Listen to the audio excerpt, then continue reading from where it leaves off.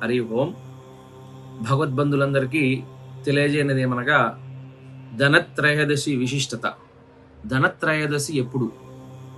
శనివారము అనగా 18వ తారీఖు అక్టోబర్ నెల 2025 శనివారం మధ్యాహ్నం 1:30 ధనత్రయోదశి ఆరంభమవుతుంది.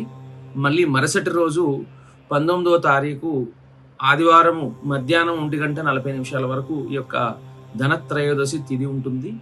ఈ తిథి ఉన్నప్పుడు సాయంకాలంలో తీసుకునే వాళ్ళు, ఏదన్నా పూజ చేసుకునే వాళ్ళు ఉంటే కూడా శనివారం నాడు సాయంత్రం చేసుకోవచ్చు. లేదా ఉదయకాలం బ్రహ్మముహూర్తంలో చేసుకునే వాళ్ళు ఉంటే ఆదివారం తెల్లవారుజామున బ్రాహ్మీ ముహూర్తమున ఈ యొక్క త్రయోదశి గడియ ఉంటుంది కాబట్టి చక్కగా ఆ త్రయోదశి పూజ చేసుకోవచ్చు.